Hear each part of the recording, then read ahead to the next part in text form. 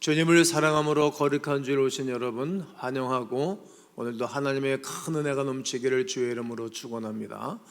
오늘서부터 저는 몇 주간 동안 어떻게 안식을 누릴 수 있나요? 한번 따라해 보실까요? 어떻게 안식을 누릴 수 있나요?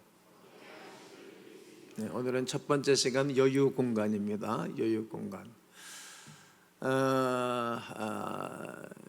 그 미우새라는 프로가 있어요.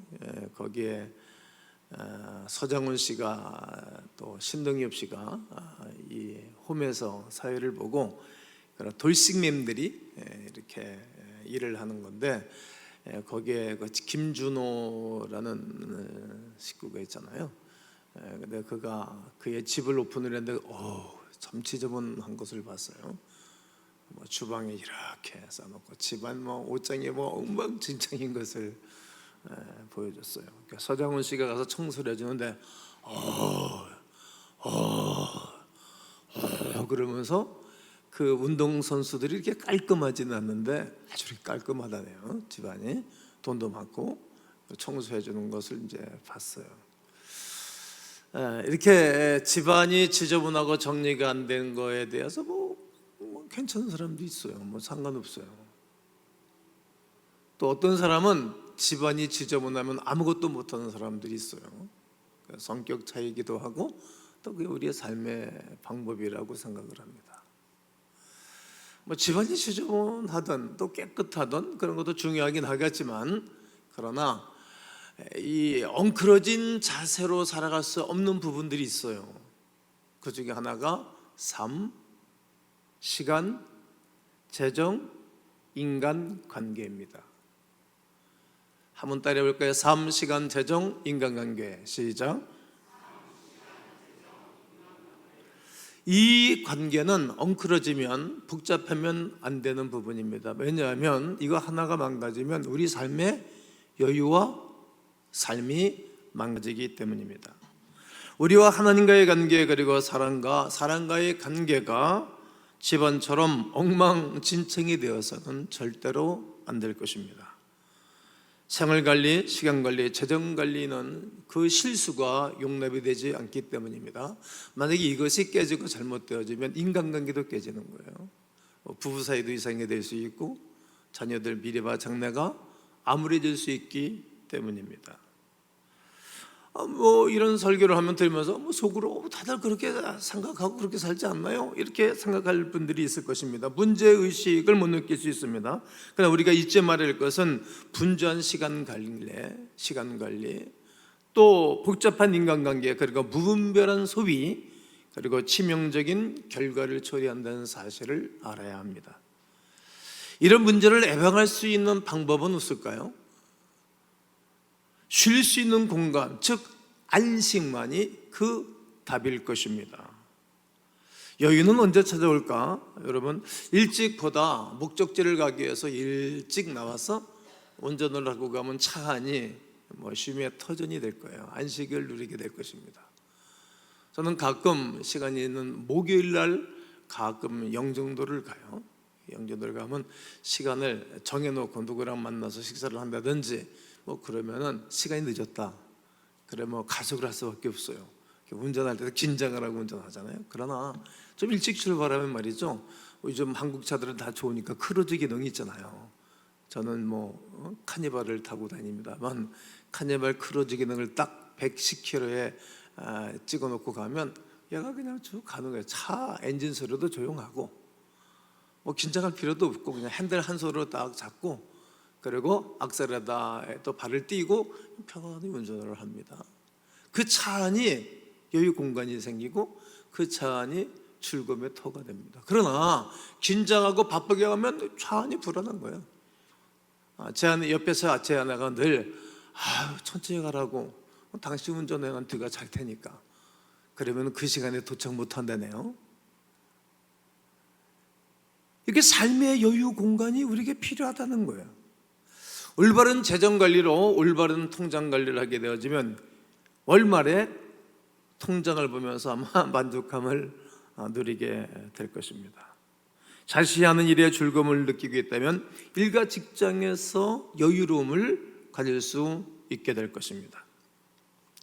다른 이의 말을 경청하며 자기네 의견을 나눌 수 있는 소그룹 속에서 또 자유와 은혜를 누릴 수 있는 것입니다. 제자 훈련을 하면서 소그룹에서 제가 늘 강의를 몇십 년 동안 했잖아요.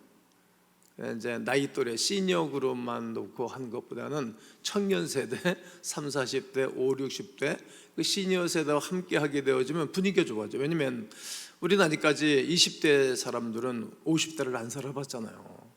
또 20대 사람들은 30, 40대의 고민들을 안 들어봤잖아요. 그러니까 미리 경험을 하는 거예요. 그래서 그 소그룹에서 말씀을 나누면서 자유를 누리고 인생의 팁을 받게 되는 것입니다. 지난주에 여러분 설교를 기억합니까? 나는 여러분 오늘 여러분들의 삶 속에 팁을 하나 드리고 싶습니다. 어떤 팁을 여러분 드리는 거 기억하십니까? 할 수 있으면 군대 가는 게 좋다. 군대 가서 복종도 하고 순종도 하고 하면서 인간이 이렇게 사는구나. 조직 속에 들어가는 게 좋은 거거든요. 그런 아이들은 사회에 적응을 잘 하는 거예요. 그리고 직장 생활 속에 들어가서도 속이 불편하고 어색하고 힘들어도 거기서 버텨내고, 그리고 이제 자기가 리더가 되어서 부하 직원도 다스려보고, 그리고 부록의 나이 40대가 돼서는 한번 여러분들의 해도 잘해 한번 가보도록 해봐라. 왜냐하면 성경이 그걸 말해주고 있어요. 너희가 머리가 되고 꼬리가 되지 않는다 말씀하셨고, 네가 재물도 빌려주고 꾸어주는 자가 될지언정 꾸이지 않는 자가 되라. 꾸어주는 자가 되라는 것입니다. 이것은 하나님이 우리에게, 그런 의식이 없는 우리들에게 마음속에 머릿속에 심어주는 것입니다. 신선하게 승리의 삶을 살도록 하시는 하나님의 은혜라는 것입니다. 또 이렇게 교회 출석해서 예배를 드리면서, 예배 드리고 나면 여러분 마음의 여유를 찾잖아요. 마음의 평안함이 오고, 어느 성도는 예배를 드리고 나가면 그렇게 마음이 평안하다는 거예요. 그리고 기도하면서 평안함을 찾기도 합니다. 어제 저는 기도 제목을 안고 와서 빙빙 성전을 빙빙 돌면서 기도하다가 집에 돌아갔습니다. 응답을 받고 평안한 가운데 돌아갔습니다. 이렇게 우리가 하나님께 기도하고 하나님의 말씀을 다 붙잡고 난 다음 우리 바쁜 일상을 해결을 하고 어렵고 힘든 문제들을 해결하고 또 이겨낼 수 있는 에너지를 공급받고 돌아가는 것, 예배를 통해서 우리에게 주시는 하나님의 은혜다라고 생각을 합니다. 이렇듯 여유를 누리는 사람은 풍성해지고 풍요로워집니다. 여유 공간과 삶의 질은 정비례하기 때문입니다. 여유 공간은 가쁜 숨을 잠시 멈추고 그리고 쉬어갈 수 있는 것입니다. 이 공간이 적거나 없다면 그분은 안식이 없는 삶입니다. 우리는 전능한 존재가 아닙니다. 누구든지 힘듭니다. 하루에 다른 사람들보다 힘이 든 3배, 4배 힘든 일을 거뜬히 해치는 사람들이 있거든요. 그래도 그런 사람들에게도 인생의 한계점이 있는 것입니다.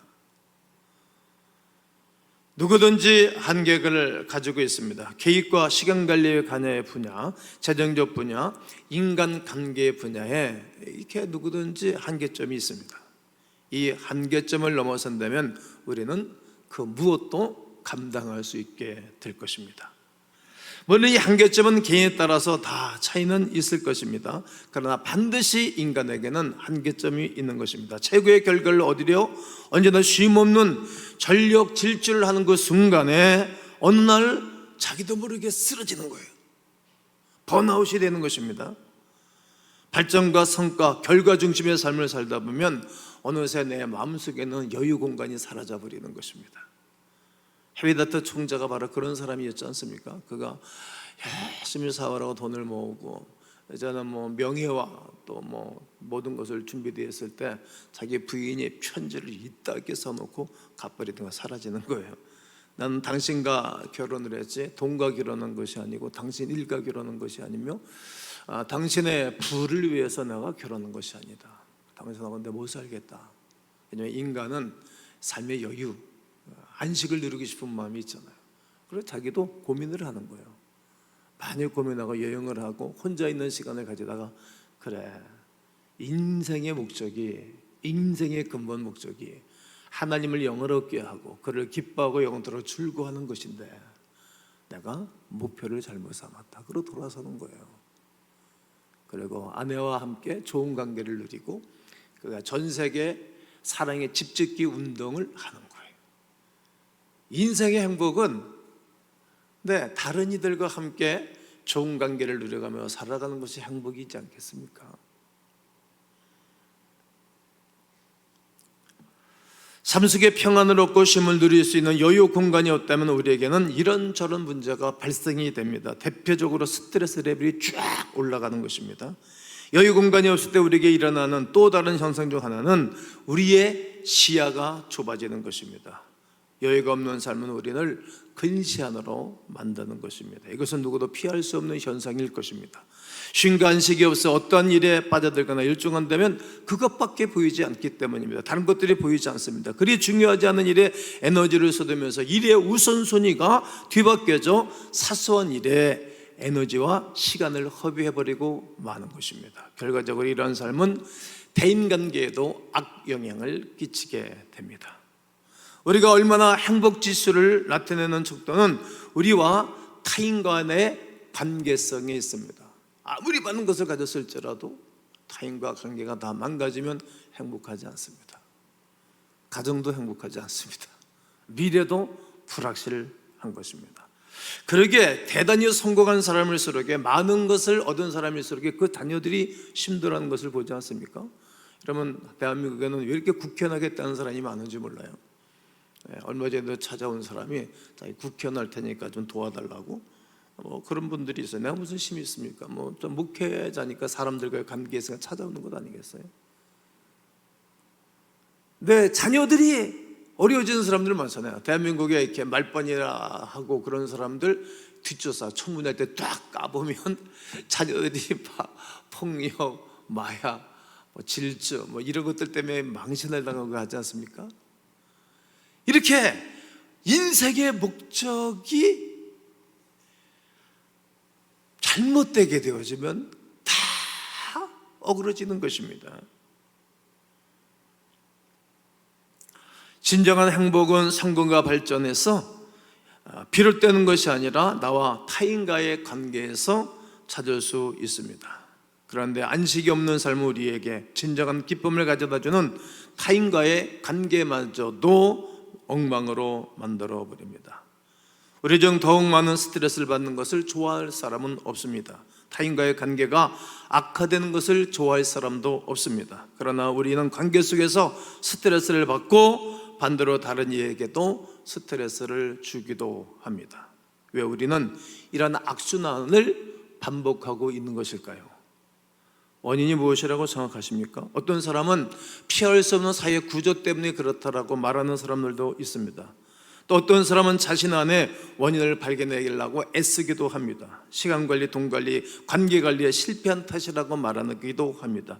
인생의 경험 부족과 훈련 부족, 또 내가 아는 지식이 없어서 이렇다라고 말하는 사람도 있습니다. 그러나 우리가 안식과 평안을 잃어버린 채 스트레스를 주고 받는 것보다 근본적인 원인은 따로 있는 것입니다. 그것이 바로 무엇일까요? 두려움이라는 거예요. 우리가 무엇을 두려워 있는지 아십니까? 실패와 외면에 대한 두려움이 있는 것입니다. 여러분, 실패는 멋진 거예요. 왜? 그것을 다시 한번 점검해서 나갈 수 있기 때문에 그렇습니다. 성경이 그것을 말해주고 있습니다. 그리고 기회 상실에 대해서 많은 사람들이 두려워하고 있는 것입니다. 왜 그 일을 그만두지 않습니까? 이렇게 물으면, 왜 그렇게 무리하십니까? 라고 묻는다면 대부분의 사람들이 이렇게 말하는 것입니다. 제가 그 일을 그만둔다면 나라는 존재가 잊혀질까 봐 두렵습니다. 제가 뒤로 물러난다면 내 인생이 도태될까 봐 두렵습니다. 그래서 많은 연예인들이, 군대 가기 전에 인기가 상승한 연예인들이 여러 가지 방법으로 병역을 기피하기도 하고 미루고 안 가는 거예요. 속속들이 잘 설명이 안 되지만 모든 사람들이 여러 가지 이유 때문에 두려워하고 있는 것입니다. 우리 아이들이 받고 있는 교육을 우리가 나도 안 시키게 되어지면 우리 아이들이 도태될까 봐, 뒤로 물러설까 봐, 연약해질까 봐 너나 할 것 없이 다 공부시키는 거예요. 그러는 여러분들면 그렇게 두려울 필요가 실은 없어요. 여러분 항상 공부 1, 2등만 한 사람만이 인생을 복되게 살도록 하나님 만들어 놓지 않으셨어요. 그러면 하나님이 불공평한 거거든요. 그런 의미를 본다면 김연아 선수 어머니가 훌륭한 거죠. 이것저것 한 번씩 다 시켜보는 게 좋아요. 박태환 선수의 어머니 같은 사람이 훌륭한 거예요. 수영장 한번 들고 와봤더니 얘가 그렇게 좋아하는 거예요. 그래서 시킨 거예요. 요즘 연예인 돼가지고 얼마나 잘 나갑니까? 다 잘할 필요 없어요. 어떻게 다 잘합니까? 여러분 다 잘합니까? 여러분 어머니 아버지들? 저 다 잘하지 못합니다. 너 잘하는 거 한 두 가지 있습니다. 제가 그거 가지고 인생을 사는 거예요. 그러니까 무조건 되고 우리 아이가 도태될까 밀려나갈까 봐 그냥 막 교육률에 이 돈 저 돈 끌어다가 자기 한 달 수입의 3분의 1씩 그냥 교육비에 투자하고 있어요. 나는 비합리적이라고 생각합니다. 두려움 때문에 그렇게 부모들이 하는 것입니다. 보다 여유로운 젊은 시절에 많은 것을 해두지 않으면 안 될 것 같은 두려움의 무리이기도 합니다. 또 다른 사람들이 나한테 무리한 요구를 할 때 어쩔 수 없이 들어줘야 하는 그러한 것도 다 미래에 대한 두려움입니다. 난 한국 정치를 늘 살펴보죠. 한국 정치 살펴보면 와서 개인적으로 나를 찾아와서 국회의원들이 말하게 되면 이게 잘못됐다 그러는 거 그러면 가는 거예요. 왜? 미래에 대한 두려움. 공천 못 받을까 봐. 아니면 아니라고 해야 되잖아요. 그렇게 못하는 거예요. 우리는 미래에 대한 두려움 때문에 노 할 줄 아는 그리스도인으로 살아야 되는데 못하는 거예요. 예스 할 줄을 알아야 되는 그리스도인이 되어야 되는데 못하는 거예요. 왜? 미래에 불확실한 두려움이 손에 걸까 봐 말이죠. 뒤처짐에 대한 두려움은 타인과 나의 삶을 비교하는 데서 비롯되는 것입니다. 저분의 여유로운 삶, 저분의 환경, 저분의 삶의 공간, 그것과 나와 비교해 보니까 내가 너무 두려운 거예요, 미래가. 그래서 늘 긴장하는 거예요. 얼마 전에 어느 영적인 거성과 인터뷰를 하게 되어졌는데 그분이 그러더라고요. 인생의 행복은 무엇일까? 나무를 위해서 사는 것. 오늘도 찬송도 행복에 대한 찬송을 컨티를 했거든요. 나만을 위해서 살면 인생이 두렵고 미래가 미력실해요. 그러나 내 인생 근본 목적이 다른 사람을 위해서 내가 존재하는 삶으로 세팅이 되어지면 그때부터 인생이 행복한 거예요. 또 인정받지 못함에 대한 두려움을 느끼기도 하죠. 남들보다 더 좋은 능력을 받고 싶은 마음은 우리에게 있을 것입니다. 나의 존재가 타인에게 더욱 의미 있고 가치가 있기를 원하는 마음입니다. 이러한 어두움을 우리로 하여금 우선순위를 놓치게끔 하는 잠재적인 원인이 될 것입니다. 자신의 존재 업적을 알려 인정받는 것에 집중하다 보면 정적 우리가 가장 중요한 것을 놓칠 수 있는 위험에 빠진다는 사실입니다. 흘러간 시간을 결코 돌이킬 수 없습니다. 대학 입시 시절에 낙제했다면 다시 1년 공부하면 되잖아요. 관계가 소홀해진 사람과의 관계를 회복하려 다시 노력하면 되지 않겠어요? 다시 한번 해봅시다 우리. 아주 멋진 생각이고 삶이라 생각합니다. 여러분 지나간 20대의 시간을 돌이킬 수는 없습니다. 저는 20대로 돌아갈 수가 없습니다. 또 30대도 그 시간이 지나가면 20대로 돌이킬 수 없습니다. 40대도 역시 마찬가지겠죠. 50대도 역시 마찬가지겠죠. 60대도 역시 마찬가지요. 70대도 역시 마찬가지일 것입니다. 흘러간 시간은 다시 되돌이킬 수가 없습니다. 이 사실을 간과한 채 삶을 살아간다면 결국 우리에게 남는 것은 후회뿐일 것입니다. 하나님께서 무려 400년 동안이나 노예 생활을 한 이스라엘 백성들을 해방시키고 약속의 땅 가나안으로 인도하십니다. 약속의 땅에 들어가기 전에 하나님은 백성들에게 율법이라는 말씀을 제정해 준 것입니다. 우리가 잘 알고 있는 십계명도 그때 받은 율법서입니다. 그에게는 십계명 이외에도 하나님께서 명령한 율례와 규례와 법대가 존재합니다. 노예 근성에 사로잡혀 있던 이스라엘 백성들에게 새로운 나라를 건설하셔야 했기에 하나님은 율법을 통하여서 새로운 사고, 새로운 행동, 새로운 삶을 살 수 있도록 그들에게 심어준 것입니다. 여러분, 요즘 삼성전자가 왜 세계적인 인류 기업이 되고 뒤따라올 수 없는 회사가 된 것입니까? 메모리 칩을 아주 적게 만들어서 하나만 끼우게 되면 엄청난 콘텐츠가 함께 모아지기 때문에 그런 것입니다. 앞으로도 삼성전자는 몇십 년 동안 롱런할 것이다 라는 생각합니다. 왜냐하면 외국인들이 53, 4%의 지분을 다 갖고 있으니까. 외국인들이 얼마나 미래를 잘 봅니까? 이렇게 칩을 하나 껴준 거예요.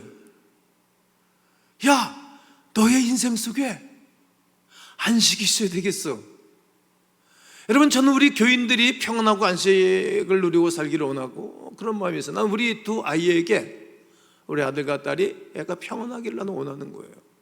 그 편하기를 원하는 것은 인간의 노력만으로 되는 것이 아니라 하나님이 우리에게 새로운 삶을 살 수 있도록 넣어준 칩, 하나님의 말씀을 붙잡고 순종할 때 인생이 여유가 생기고 안식을 누리게 되어지고 행복한 삶을 살아갈 수 있는 것입니다.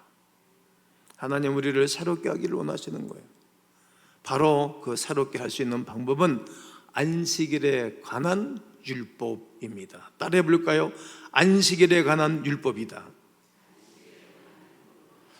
우리가 대부분이 안식일을 하면 단순히 그냥 쉬는 것으로 생각합니다. 그것도 맞습니다만 그 원래 정답은 아닙니다. 이것은 굉장히 위험한 생각일 것입니다. 성경에 이런 말씀이 있지 않습니까? 일하지 않는 자는 먹지도 말라고. 쉬는 것만 인생의 안식은 아닌 것입니다. 하나님께서 오랜 노예 생활로 1년 내내 쉬지 않고 일해야 할 수밖에 없는 이스라엘 백성들이었어요. 40년 동안 그들이 종살이를 했는데, 400년 동안 종살이를 했는데 말이죠, 이들이 쉬지 않고 일을 했어요. 그러니까 이게 하루 이틀의 노예 근성이 생긴 건 아니잖아요. 아마 예수님 믿기 전에 모든 분들이 주일을 안 지키고 일했을 거예요. 우리 어머니도 그랬고 우리 아버지도 그랬어요. 그게 이제 그 삶에 나도 모르게 그렇게 산 거예요. 그런데 그 관념적 사고와 생활에 쩌들어 있는 이스라엘 백성들에게, 야, 안식일날 쉬어. 내가 첫째, 둘째, 셋째, 넷째, 다섯째, 여섯째 열심히 일했어. 아무것도 없는 곳에서 모든 세계를 아름답게 창조해놨지. 그러나서 7일째 되는 날에 나도 쉬었다, 안식했다. 그러니 너도 안식하려는 거예요. 당신 스스로가 다 보여주신 거예요. 최고로 좋은 교육은 보여주는 것 아닙니까? 목사가 성도들에게 보여주는 거예요. 하나님의 역사하심과 축복하심을 보여주지 못하는 목사는 리더십의 부재가 생겨요. 우리 교회는 보여주는 것이 많잖아요. 여러분, 부모가 최고로 좋은 교육은 보여주는 거라고. 말로 하면 되게 싫어요. 우리 아버지 꼰대라 그런다고. 아버지의 멋있는 모습을 보여주는 거예요. 성공한 모습을 보여주는 거예요. 영적인 신앙생활을 보여주는 거예요. 왜? 하나님이 그렇게 하셨으니까 말이죠. 그래, 인생의 최고의 행복은 안식은 지키는 거다 라고 말씀하시는 것입니다. 그러나 안식일을 지켜 행하는 것이 당시 이스라엘 백성들에게는 결코 쉬운 문제가 아니었습니다. 그날 얻은 수확으로 하루를 살아가는 경제적 구조에서는 더욱더 어려웠던 것입니다. 아침에 일어나서 소젖을 짜고, 그리고 우유를 먹을 수 있고, 그것으로 치즈를 만들고 그들이 밥을 먹고 살아야 되고, 아침에 일어나서 계란을 꺼내다가 먹고, 그리고 고장난 지붕을 수리했어야 했습니다. 이런 그들에게 하나님께서 일주일 중 하루를 온전히 쉬라고 명하신 것입니다. 안식을 명하신 하나님의 뜻은 우리에게 쉼과 휴식을 주기 위한 사랑과 은혜였습니다. 하나님 우리에게 그렇게 하라는 거예요. 그거는 우리에게 주신 선물입니다. 그렇게 아는 사람들에게는 이 은혜가 있는 것입니다. 이런 하나님의 선하신 뜻을 알고 있음에도 불구하고 안식일을 지켜 행하는 것은 여전히 우리에게 쉬운 일만은 아니었습니다. 아마 주일을 지키는 것에 대해서 고민하고 계신 분들이 지금도 있지 않을까 생각해 봅니다. 그런데 왜 하나님께서는 왜 이처럼 우리에게 안식을 명하셨을까요? 명하신 이유는 무엇일까요? 우리의 연약함을 알고 있기 때문입니다. 다 연약하잖아요. 연약하지 않는 사람은 하나도 없습니다. 그래서 하나님이 우리에게 6일 창조 이후에 쉬는 것을 보여주셨고, 그리고 그렇게 사는 자만이 이 땅에 여유 공간이 있는 것을 말씀하고 계신 것입니다. 또한 하나님께서 안식을 명하신 데는 우리를 향한 보다 깊은 뜻이 있었습니다. 전능하신 하나님을 신뢰하는 방법을 가르쳐 주시기 위함이었습니다. 그럼에도 불구하고 우리는 안식을 명하신 하나님께 이렇게 묻곤 합니다. 하나님, 이 일만 끝내고 하겠습니다. 그러면 하나님께서 또 이렇게 대답해 주시는 것입니다. 나를 신뢰하렴. 하임 내가 우리 아이 대학만 들어가고 나면 그렇게 하겠습니다. 나를 신뢰하렴. 우리 아이 취직만 하면 그러면 그때마다 나를 신뢰하렴. 우리 아이 이제 집을 한 채 사게 되면 그럴 때마다 나를 신뢰하렴. 하나님, 내가 빚을 다 갚고 나면 내가 이렇게 할게요. 그럴 때마다 나를 신뢰하렴. 우리는 끊임없이 연약함을 노래하고, 우리는 끊임없이 핑계를 대면서 하나님 앞에 대항을 하죠. 그때마다 나를 신뢰해. 내가 태어나서 오늘까지 살기까지 내가 너의 주인이었지 않니? 내가 너를 찾아다니면서 축복했는데 넌 아직까지 나를 신뢰하지 않는구나. 계속 나를 신뢰하라고 말하는 거예요. 하나님, 이것만 마치고 하면 안 될까요? 그때만 나를 신뢰하렴. 우리 하나님이 자기를 신뢰하라고 계속 말씀하시는 거예요. 끊임없이 불안해하고 의심하는 백성에게 하나님께서는 당신을 신뢰하는 방법을 가르쳐주고 계신 것입니다. 따라서 안식일은 자신의 믿음을 확인하는 기쁜 날이기도 합니다. 안식일은 우리 인류를 위해 하나님께서 창조해 주신 최고의 선물입니다. 세 가지를 말씀합니다. 내가 너를 도우리라. 따라해 보세요. 내가 너를 도우리라. 부족함이 없게 하리라. 그러니 나를 신뢰하라. 한 주간 동안 여러분 신뢰하라, 신뢰하라, 신뢰하라, 신뢰하라 이 말을 읊조리고 한 주간 살으시면 여러분 좋을 것 같아요. 어디를 가나 하나님을 신뢰하라, 신뢰하라, 신뢰하라. 오늘 우리 주님이 주시는 말씀은 신뢰하래, 신뢰하라, 신뢰하라. 하나님께서 우리가 하나님을 신뢰하며 모든 것을 하나님께 맡길 때 모든 것을 형통하게 하시고 지켜주시고 은혜 주시고 평강을 주시고 이 모든 것을 더하여 주실 줄로 믿습니다. 오늘 본문이 그러므로 염려하여 이르기를 무엇을 먹을까? 무엇을 마실까? 무엇을 마실까? 입을까 하지 말라. 이는 다 이방인들이 구하는 것이라. 너희 하늘 아버지께서 이 모든 것이 너에게 있어야 할 줄을 아시느니라 말씀하시는 것입니다. 우리는 늘 무엇을 입을까, 무엇을 먹을까, 무엇을 마실까 늘 염려하죠. 이것은 다 이방인들이 구하는 것이라고 말하는 것입니다. 이방인들이 어떤 사람들입니까? 하나님의 존재와 하나님의 사랑을 믿지 않는 사람들입니다. 여러분, 아버지를 믿으면 애가 좀 당당하게 커요. 아버지들은 아이들에게 당당하며 선물을 주셔야 돼요. 아버지를 신뢰하는 그런 믿음 아주 중요합니다. 이게 부모를 신뢰하는 사람들은 말이죠, 그냥 당당한 거예요. 두렵지 않은 거예요. 지나칠 정도로 두렵게 키우면 그것도 문제이지만 말이죠. 이처럼 우리 하나님을 신뢰하면 염려하지 않는 거예요. 또 어떤 사람은 내가 뭔가를 일을 해야만이 평안한 사람들이 있지 않습니까? 그러나 우리에게 주님께서는 말씀하시는 것입니다. 이는 다 이방인들이 구하는 것이라. 너희 하늘 아버지께서 이 모든 것이 너희에게 있어야 할 줄을 아시느니라. 여러분, 하나님만을 신뢰한다면 어떤 일이 벌어질까요? 두려움으로 인해 우리에게 마땅한 일이 일어났습니까?